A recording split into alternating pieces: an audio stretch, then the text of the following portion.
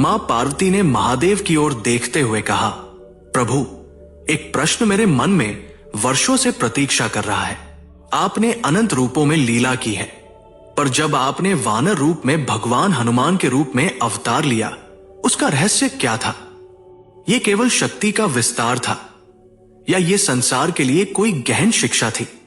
भगवान शिव ने शांत मुस्कान के साथ उत्तर दिया, देवी, हनुमान मेरा अवतार नहीं, मेरी भक्ति का चरम रूप है।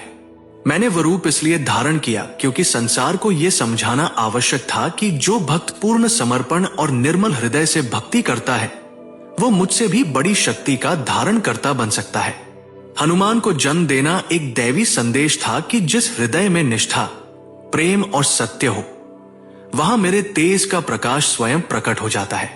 मां पार्वती ने अगला प्रश्न अत्यंत गंभीरता से रखा, प्रभु, आपके असंख्य स्वरूप हैं, आपकी अवस्थाएं अनगिनत है। यदि मैं पूछूं कि आपके सभी रूपों में कौन सा रूप आपको सबसे अत्यंत प्रिय है, तो आप क्या कहेंगे? शिव गंभीर होकर बोले, देवी, मेरे लिए प्रिय वह रूप है जहां मैं जगत को संतुलन देता हूं। नटराज, भैरव, अघोर, महायोगी, ये मेरे कार्य के अनुसार धारण किए गए भाव हैं।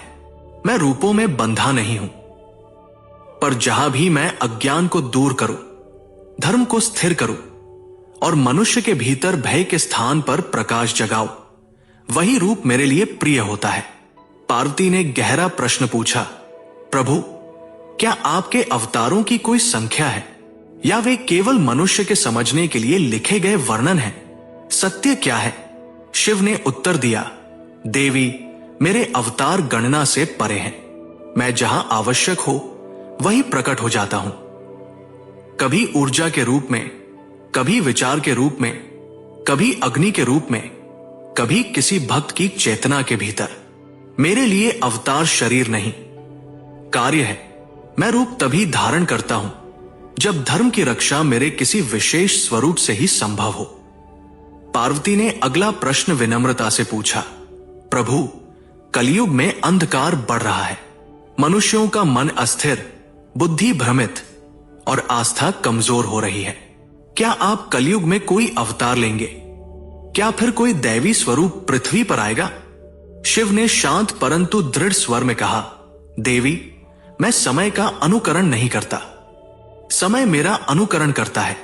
मैं तब प्रकट होता हूं जब संसार मेरी आवश्यकता पुकारे, न कि जब युग बदलता है।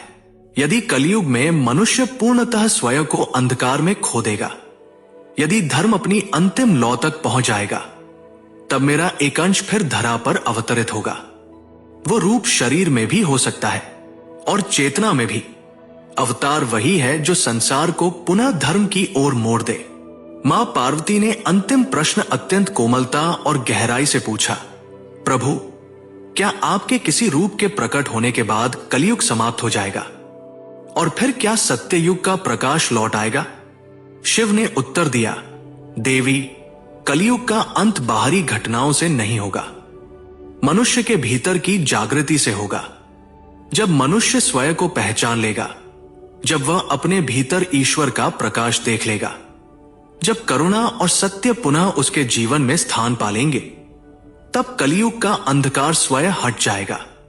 और जब मनुष्य भीतर से प्रकाश बन जाएगा, तभी सत्य युग लौटेगा।